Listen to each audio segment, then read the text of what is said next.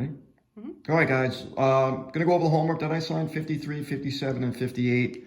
After this, I will post another video of what we're going to do next. All right. So here we go. 100. Let's see, a 1 kilogram ball, right, attached to a spring with a spring constant of 2.5 newtons per meters, oscillates horizontally on a frictionless table. Its velocity is 20 centimeters per second when it's at x of 0.5 centimeters. It wants to know what's the amplitude and what's the speed of the ball when it's at 3 centimeters. All right, so how can I use the information given here to figure out those A and B? Well, it looks like with the information that's giving me right here, 0.2 meters per second at 0.05 meters, right? That should be meters, guys, right?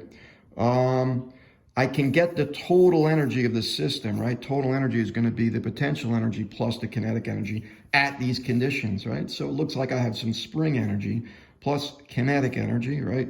There are my values. Once again, I'm going to ignore units. Paper is a little bit scarce here at the house for right now, right? So I'm getting 0.03 and 0.02, adding those together, so I'm getting a total energy of my system is 0.005 joules. Now it looks like I can use that, right, and I can plop it into my information to get my amplitude, right? So when the spring is at its maximum position, this is A, right? So potential energy would be 1/2 kx squared, total energy, 1/2, 0.25, x squared. Cranking out some numbers, I'm getting 0.063 meters, right? All right, well, how about the speed, right? At the position 3. All right, well, total energy again is 0.05, right, joules, right? I can put in, right, my potential energy at that position, 0.03, right? I want the velocity at that, right, at that position. So crank at some numbers, I get 0.28 meters per second. Looking back, that kind of does make sense because those values are different than I had in my total energy conditions. Okay, so let's go over to 57 now, right?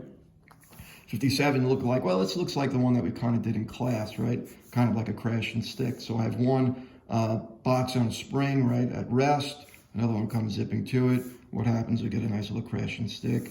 So it looks like it's asking for period and amplitude, right?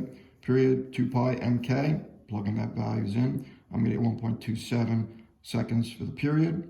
Amplitude, well, I'm going to need to get the speed of the object, right, after the collision. So we're going to use momentum to do that, right? So this is nothing more than last unit, P before equals P after. I'm getting instant it collides, right? This original box, that's going to go 1.2. Mass is going to go up. Looks like my speed's going to go down, so that's going to go to 0.4. Plugging that into potential energy, we're going to use energy now, right? Conservation of energy, right? I want the amplitude as my maximum compression, right? There's my velocity. I'm going to get 0.1. Okay, so that's 57.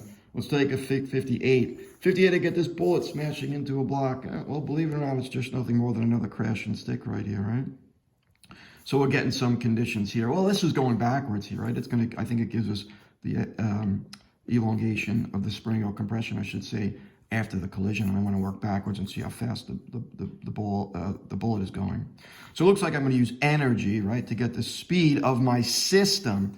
So I'm going to say potential energy of the spring when it's compressed is going to be equal to the kinetic energy of the block bullet system, right? So 1/2 kx squared, 1/2 mv squared. Looks like I can do some slash and burning right there with the 1/2.